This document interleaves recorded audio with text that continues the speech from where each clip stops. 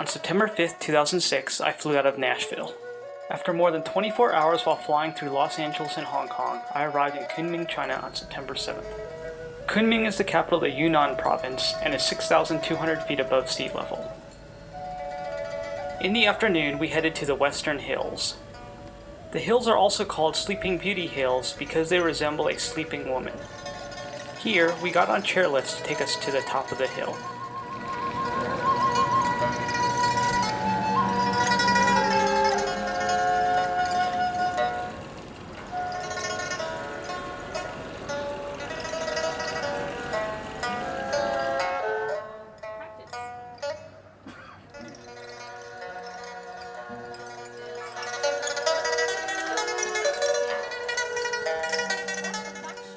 At the top of the Western Hills is Dragon Gate Grotto. The grotto is a series of chambers and tunnels carved into the face of the hill. Construction began during the 18th century by a Taoist monk and took about 70 years to complete.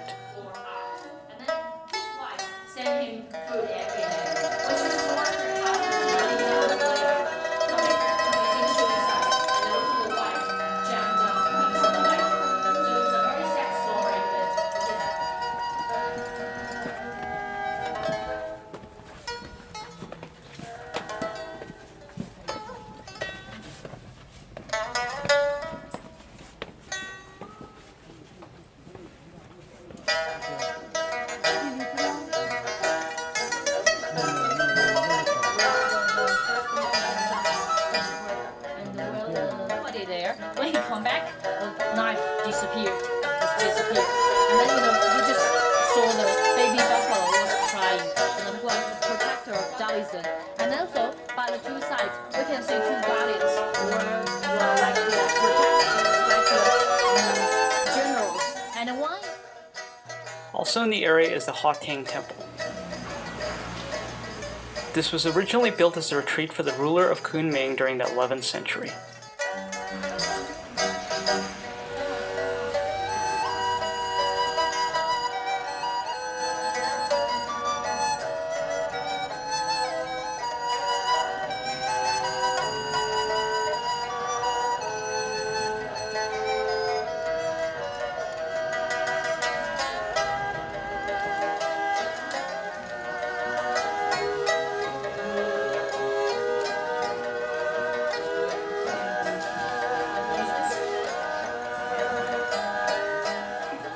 Since we had some extra time, we headed to one of Kunming's flower markets before heading back to the hotel.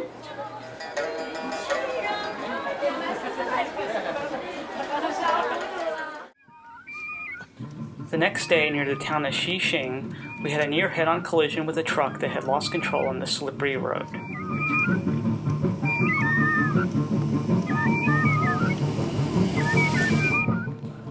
Xixing, also known as Seven Star Village, is a traditional Sanyi village.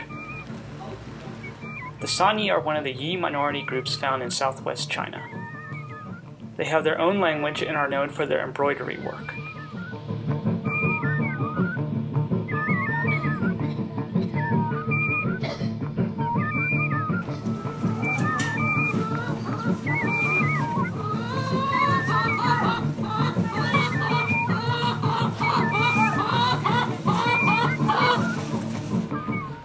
Most of the buildings have a reddish color due to the high iron content in the clay used to make bricks.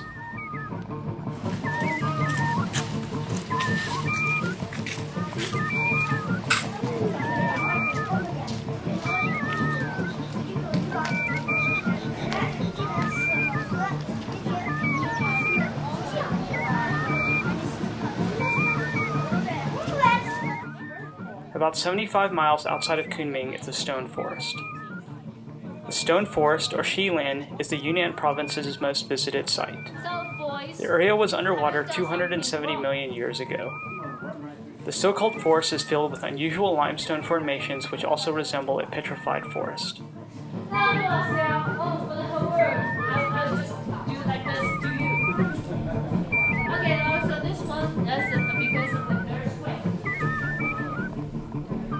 Some of the formations resemble animals, such as elephants and dogs.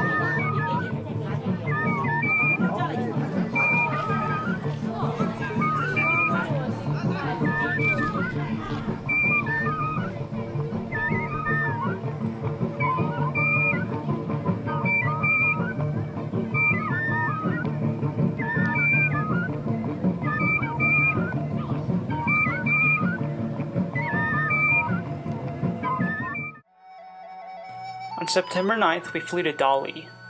In the 8th century, the ruler of the Bai people founded the Nanzhou kingdom with Dali as its capital. In the 13th century, the kingdom was amongst those conquered by Kublai Khan when the Yuan dynasty was established. In the mid-1800s, Dali was the site of a Muslim uprising against the Qing dynasty. Near Dali is a town of Xizhou. It was an important Bai outpost during the Nanzhou period and flourished along with Dali during the Ming dynasty. For such a stay with 4 horses with 8 young.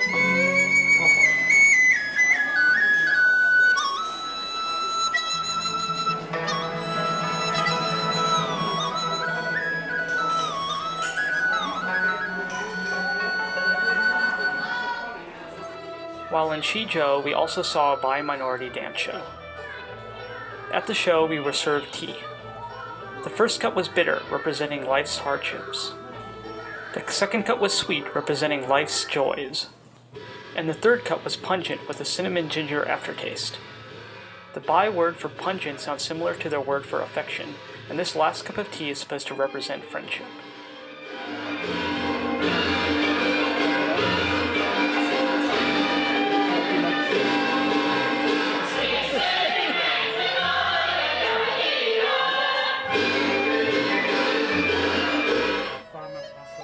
Also near Dali is the traditional Bai town of Zhoucheng.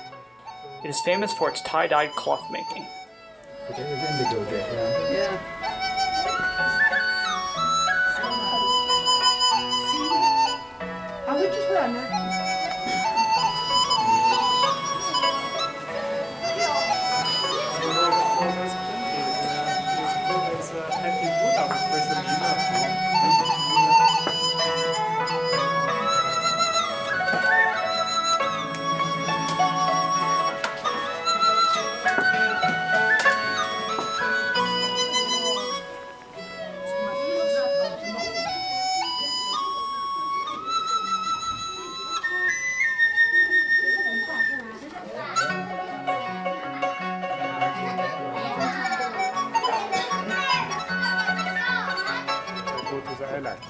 Late in the afternoon, we got on a boat to cruise Erhai Lake.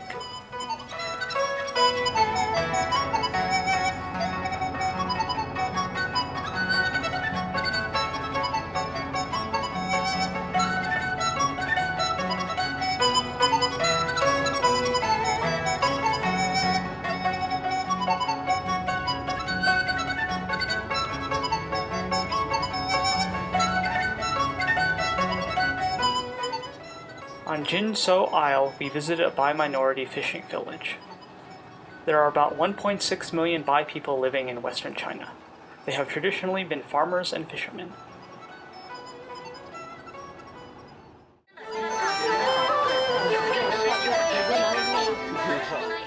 On September 10th, we visited San Ta, or the Three Pagodas, which are the symbol of Dali.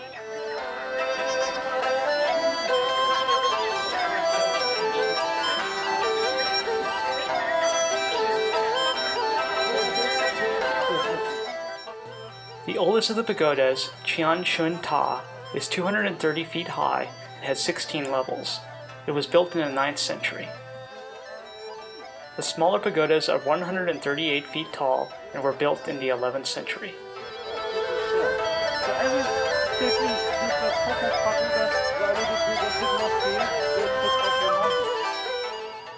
Each level of the pagodas contain marble figures and Buddhist relics. These pagodas were built to appease the gods in order to gain protection from natural disasters.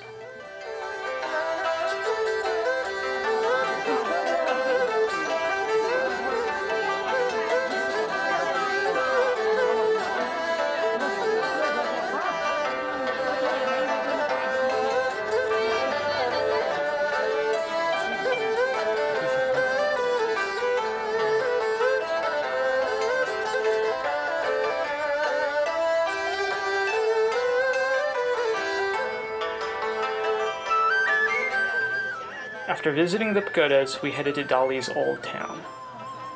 Surrounded by the remains of the city walls dating back to the Ming Dynasty, the Old Town area is about 1.5 miles across.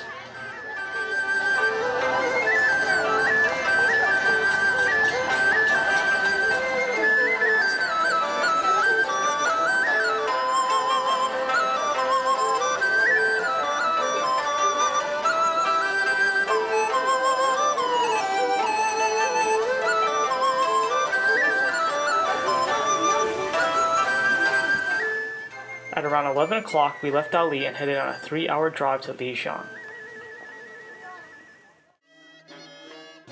Lijiang is the spiritual capital of the Naxi minority. The Naxi were descended from Tibetan nomads and traditionally had a matriarchal society. After lunch, we headed to Black Dragon Pool and the Dongba Cultural Museum. The water in the lake comes from underground springs.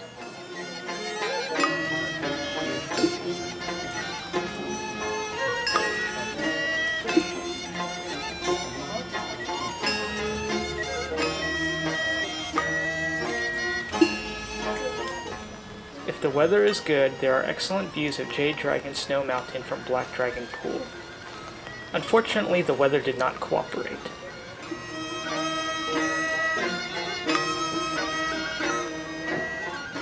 We had dinner in Lijiang's Old Town.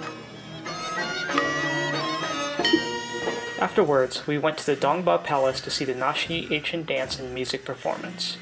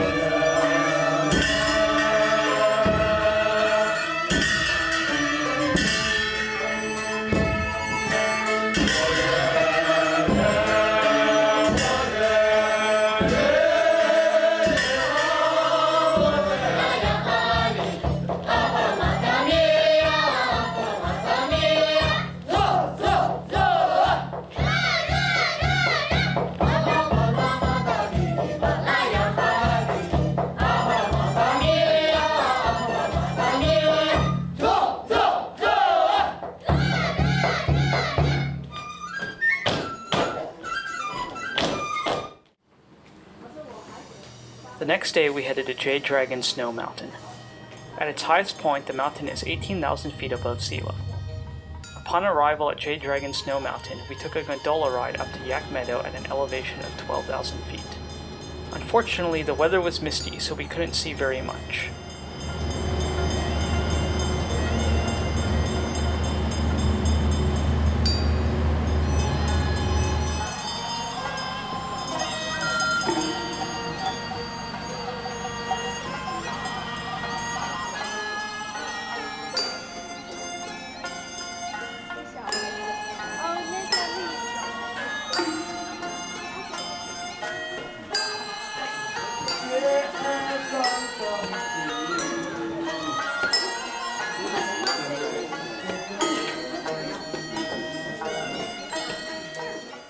On our drive down from Jade Dragon Snow Mountain, we stopped by a glacier river to take pictures of yaks.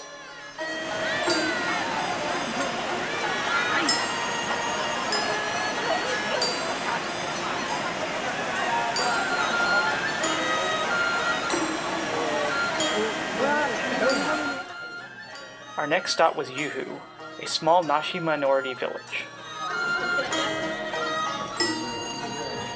After tiptoeing around many horse paddies, we arrived at the former residence of Joseph Rock. He was an Austrian-American botanist and explorer best known for his writings on the Nashi culture.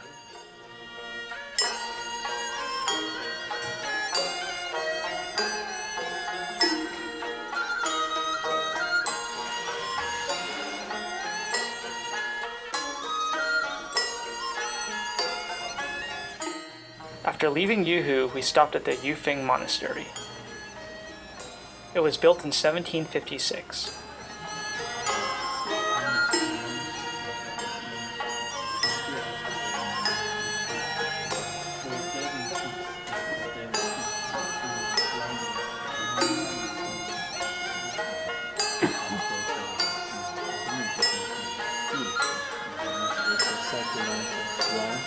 So we will go inside with the like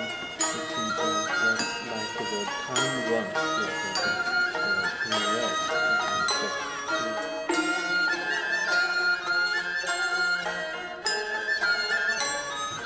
Yufeng Monastery's main attraction is the Camellia Tree of 10,000 blossoms. A monk risked his life to keep the tree alive during the Cultural Revolution.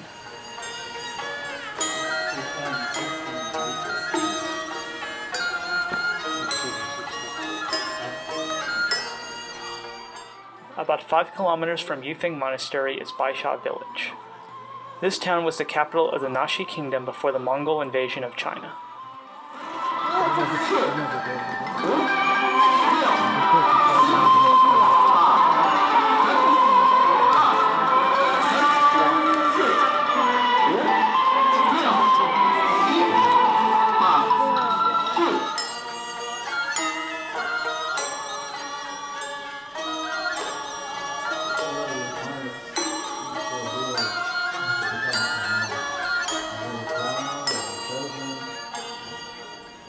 Baisha is the residence of Dr. Ho, the famous Taoist physician of Jade Dragon Snow Mountain, who is well known for his expertise in herbal medicine.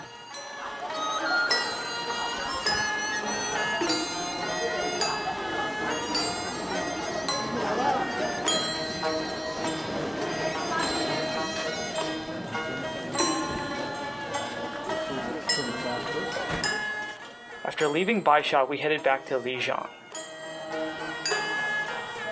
Lijiang's old town, Dayuan, was developed during the Ming Dynasty in the 14th century. It is one of China's best preserved urban centers and is a UNESCO World Heritage Site.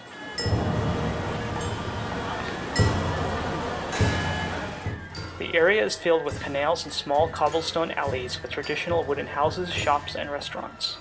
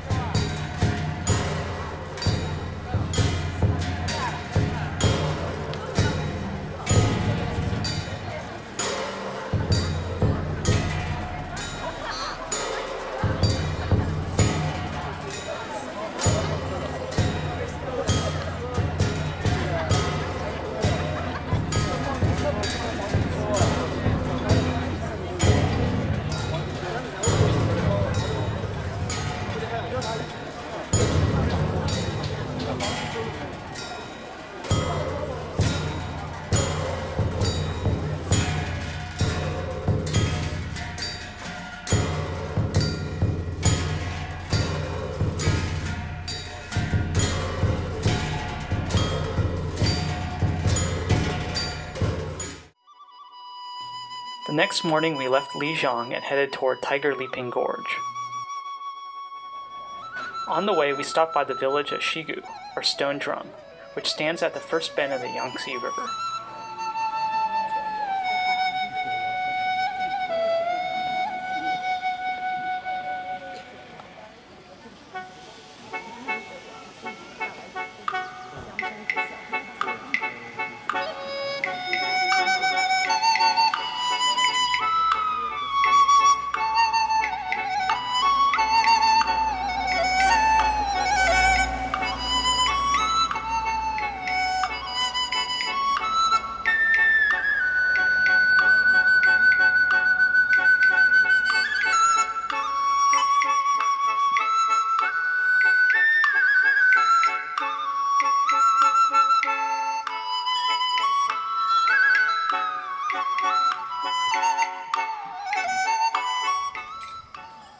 On the way from Stone Drum to Tiger Leaping Gorge, our bus got a flat tire. Because the lug nuts were stuck, our driver had to run to a nearby village to get help to change it. 不毛对，一把老虎，对吧？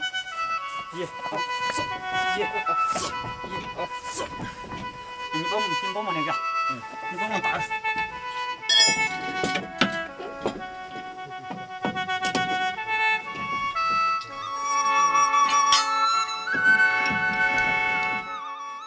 Situated along the Jinsha River, as the upper Yangtze River is known, Tiger Leaping Gorge is one of the world's deepest river canyons. The peaks on either side of the river are an average of 13,000 feet high.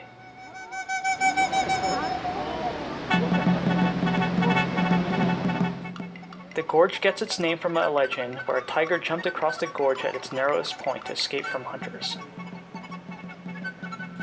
The Chinese government is tentatively planning to build a dam across the gorge, which will displace about 100,000 people and destroy the natural beauty of the area. There are 300 steps from the road to the bottom of the gorge, where you can see Tiger Leaping Stone, the place where the tiger supposedly crossed the gorge.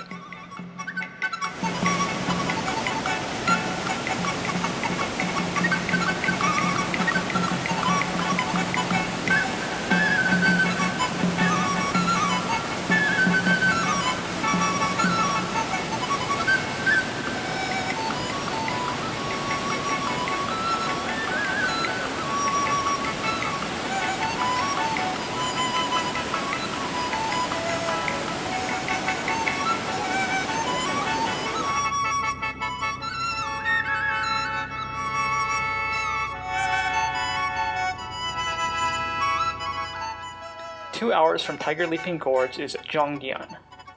The city, which recently renamed itself Shangri-La, is the capital of the Diqing Tibetan Autonomous Region. It is about 10,000 feet above sea level. In the morning we went to visit Bita Lake.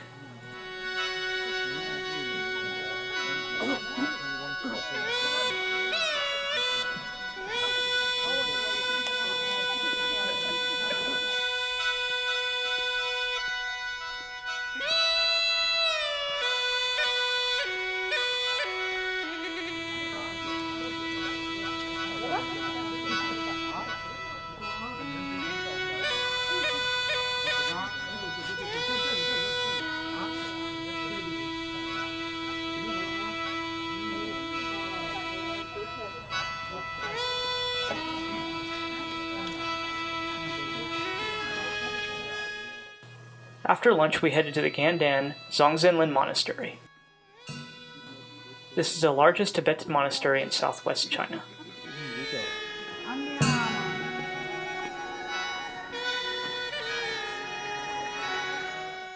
The locals call the main building in the monastery the Little Potala because it resembles the Potala Palace in Lhasa. It was built by the 5th Dalai Lama about 400 years ago.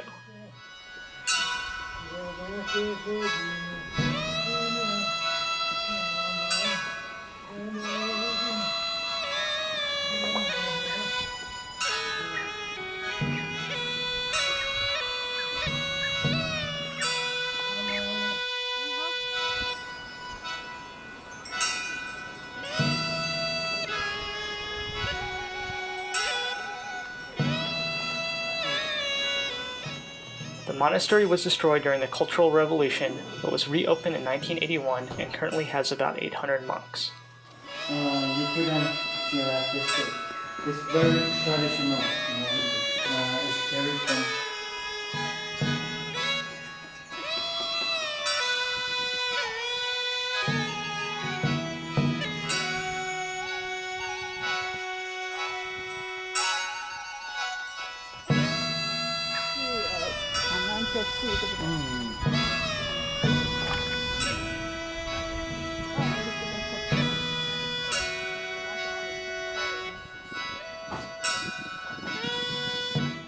After visiting the monastery, we stopped by a traditional Tibetan house.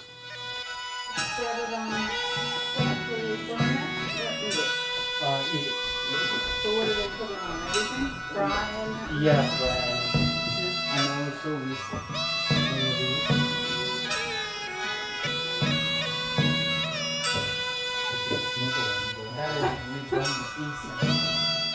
Our last stop for the day was at a food market in Zhongyan.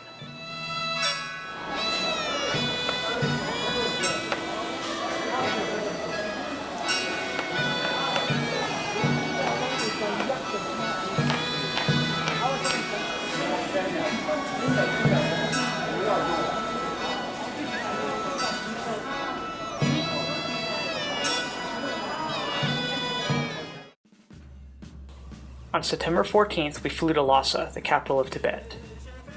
At 12,000 feet above sea level, Lhasa is one of the highest cities in the world. Although native Tibetans would be happy to see photographs of the Dalai Lama, it is not recommended that you bring any in, as the Chinese authorities will confiscate them. From Lhasa, we drove to Xitang, the Chinese administrative center in the Yarlung Tsangpo Valley. Along the way, our driver was caught speeding at a Tibetan speed trap.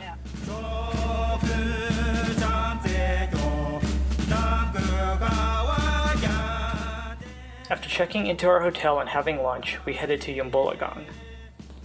According to legend, the first Tibetan king, Nyen Trid Sempo, descended from the heavens at the site of Yambolagang Palace in the 2nd century BC.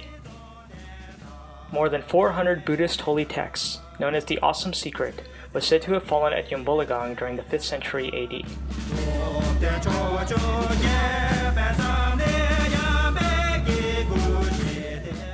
Except for myself and our guide, the rest of our tour group took horses up the steep hill.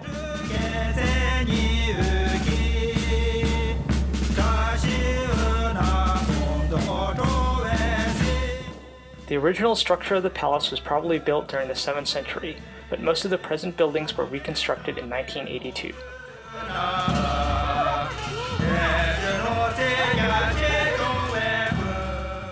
Prayer flags can be found throughout Tibet. According to Tibetan Buddhism, when the flags flutter, the prayers written on them are supposed to be released into the heavens.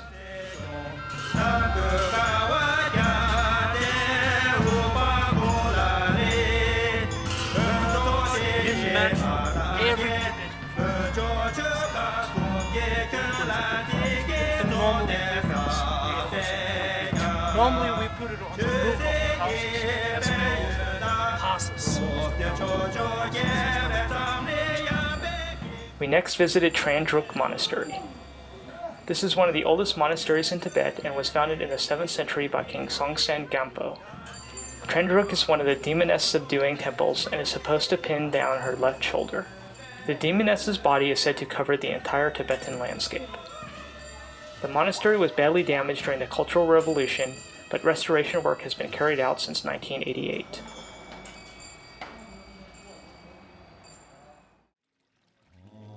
The next day, we took a 2-hour trip along a bumpy road to Samye Monastery. The monastery's buildings are arranged in a mandala to represent the Buddhist model of the universe. Samye was Tibet's first Buddhist monastery and was built in the 8th century. The establishment of the Samye Monastery marked the beginning of the end of the Bon religion's hold on the Tibetan royal court. In the 790s, a great debate took place at Samye between the Indian and Chinese schools of Buddhism, with the Indian monastic tradition of scholarly study winning out.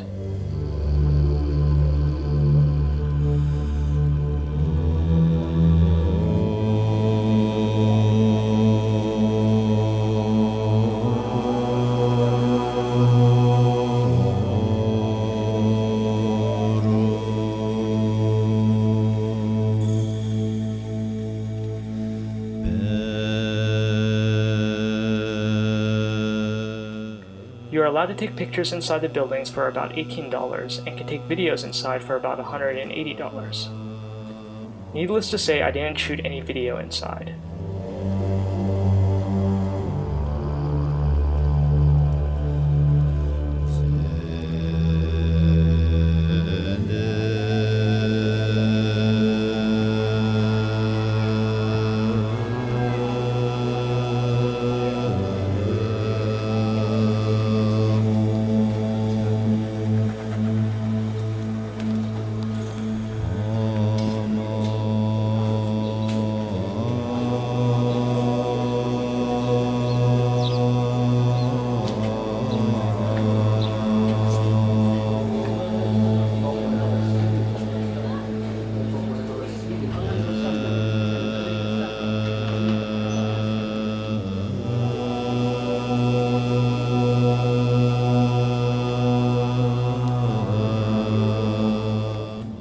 After lunch, we drove on to Lhasa.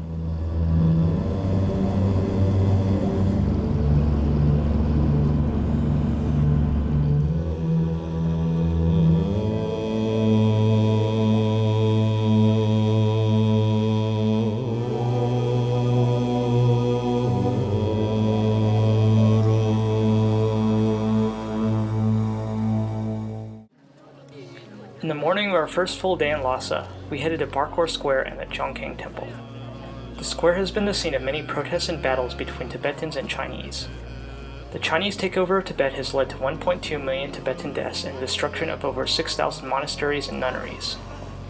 Ironically, there is a monument on the square that is inscribed with the terms of the Sino-Tibetan Treaty of 822, which guarantees mutual respect of the borders of both countries.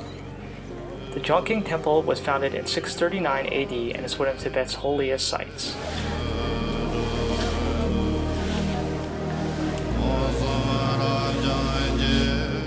Prostrating pilgrims are a constant sight at the temple.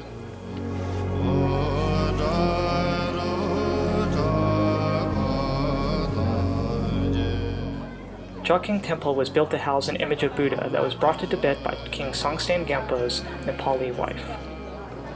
His Chinese wife picked the location of this demoness subduing temple. It is supposed to mark the location of the female demon's heart.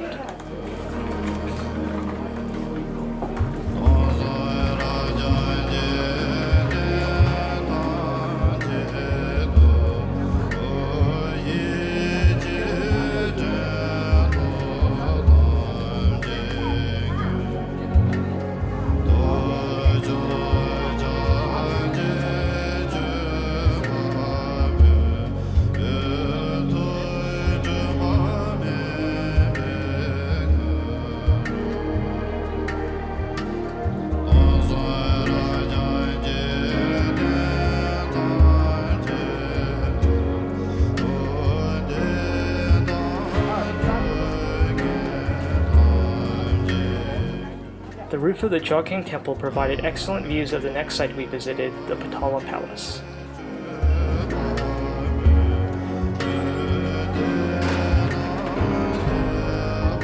The Potala Palace was built on Lhasa's highest point, Marpo Hill.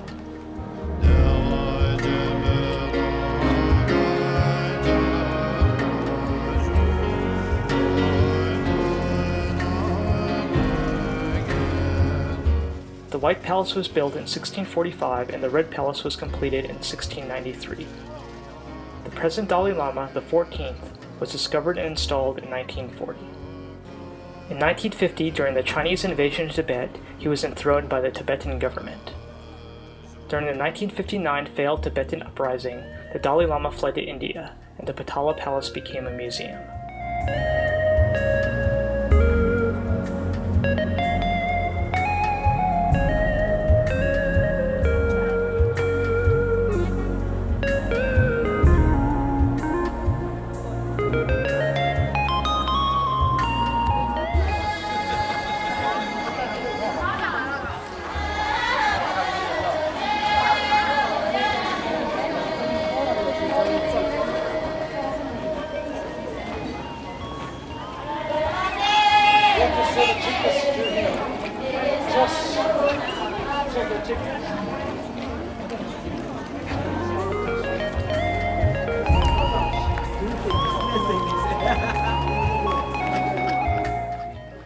middle set of stairs at the entrance to the main building of the White Palace was used solely by the Dalai Lama.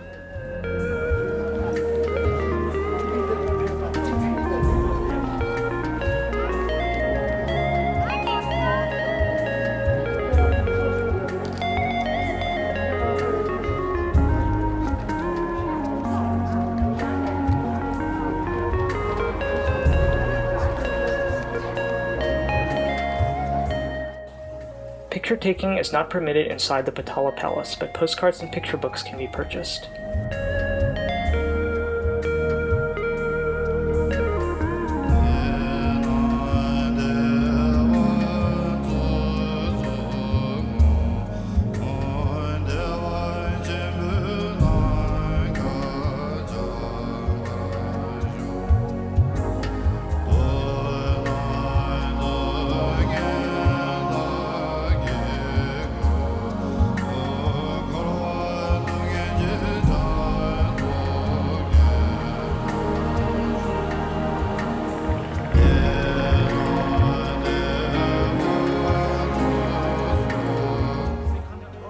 Near the Potala Palace, we stopped by a carpet factory to do a little shopping.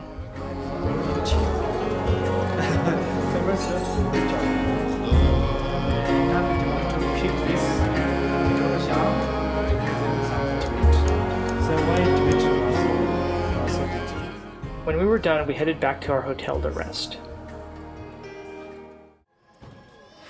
On the morning of September 17th, we traveled a little outside of Lhasa to Drepung Monastery. Drepung translates into rice heap.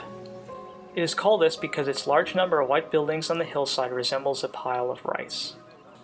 It was once the largest monastery in the world. There are currently about 800 monks residing at this monastery. Drepung was founded in 1416 by a disciple of Tsongkhapa, the founder of the Gelugpa, or Yellow Hat Order of Monks. The disciples of Tsongkhapa eventually became the Dalai Lamas.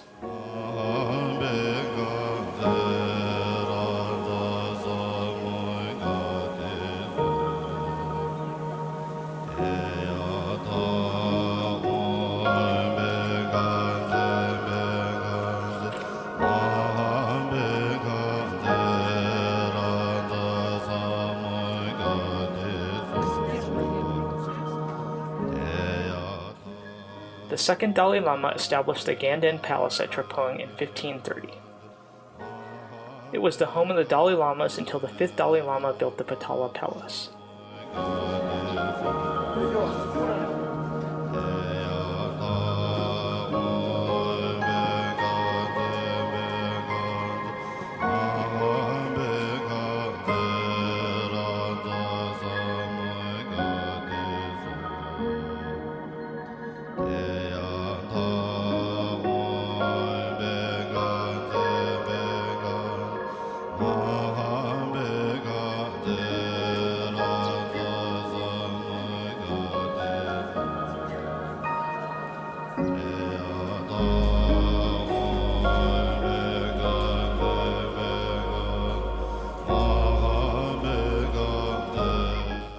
Next, we visited Norbalinka, which happened to be located next to our hotel.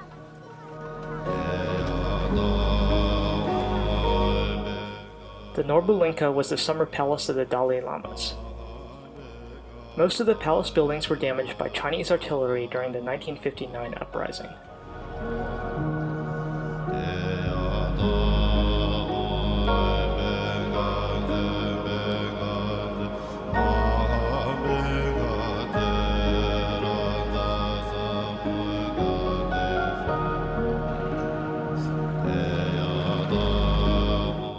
The new summer palace was built between 1954 and 1956 by the present Dalai Lama. In the audience chamber are murals of the history of Tibet, and in the assembly hall you can find murals of all 14 Dalai Lamas, including the present one.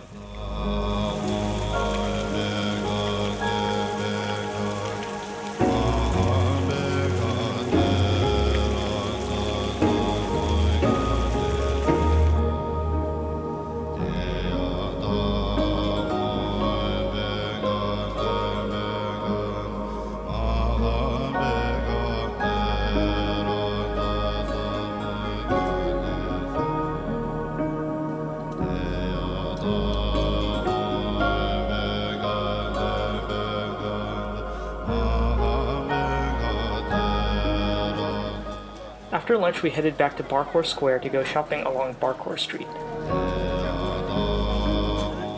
Barkhor Street is a Kora, or pilgrimage circuit, that runs clockwise around Chowking Temple. Many of the buildings in the area date back from the 8th century. The Barkhor is known for its many market stalls selling religious trinkets and souvenirs, and for the smell of burning yak butter lamps and incense.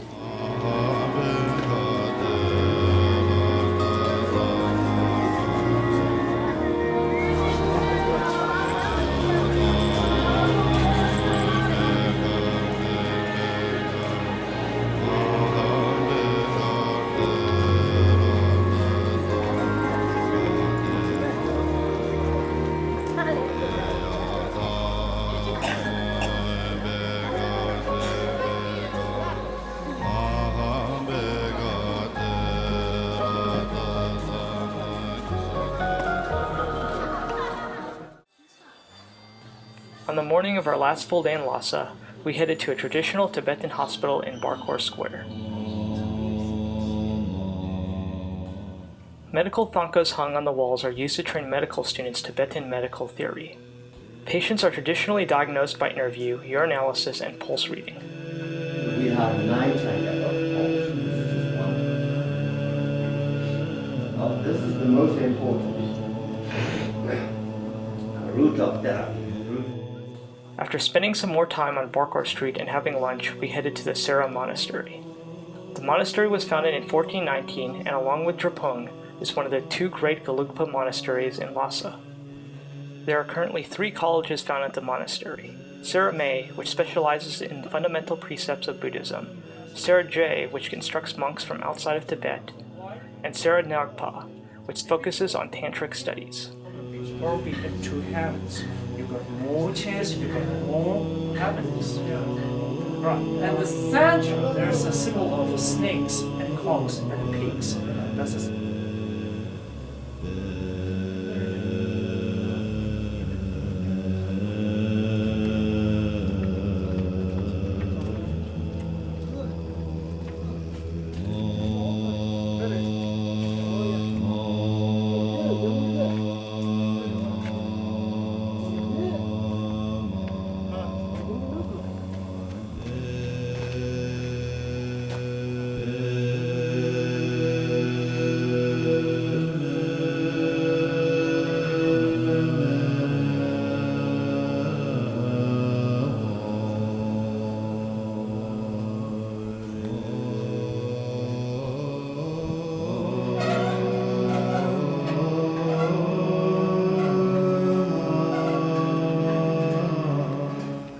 Next to the Sera Jay College is a courtyard.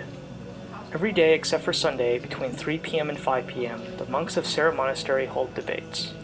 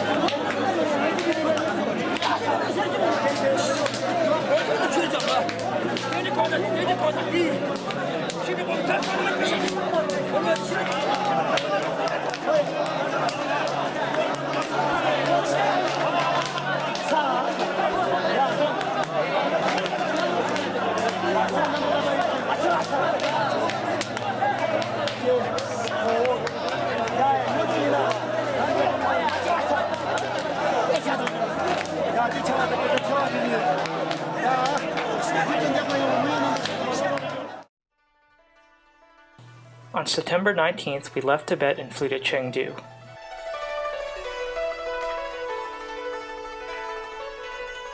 Chengdu is the capital of China's Sichuan province and is known for its spicy food. It first became a capital during the Three Kingdoms period in 221 AD.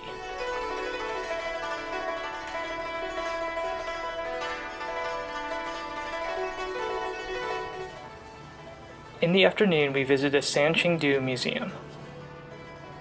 In 1929, farmers found artifacts from an ancient city over 3,000 years old. The city was part of the Shu Kingdom, which ruled the present-day Sichuan province from the 16th to 3rd century BC.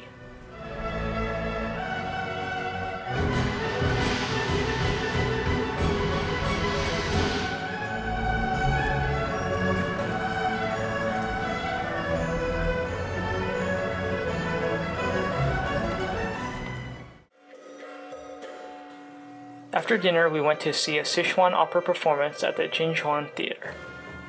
Highlights included traditional opera, rod puppets, hand shadows, and finally a performance by face changers and fire spitters.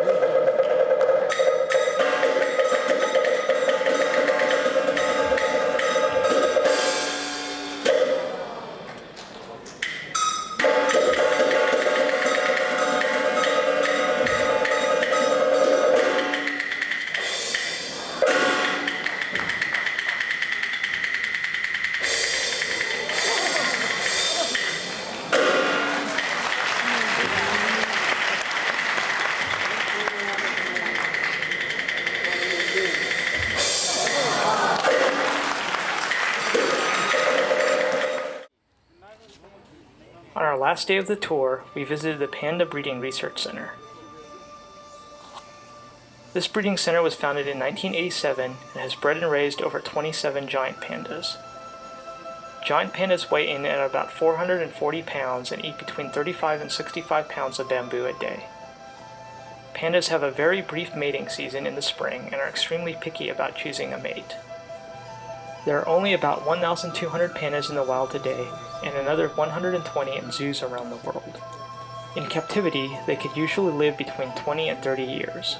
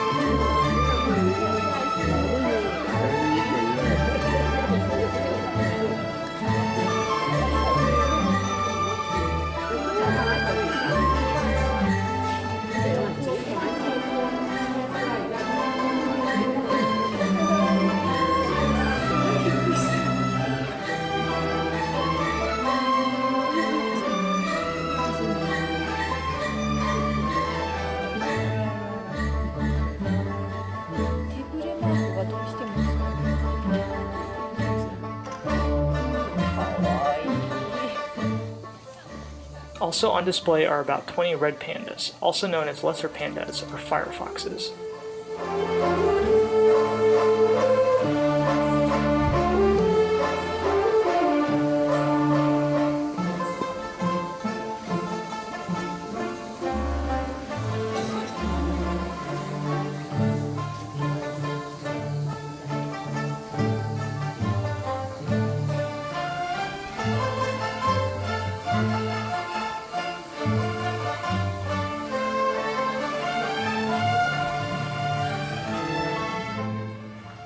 The last site we visited was a shoe brocade shop to see how silk brocades are woven.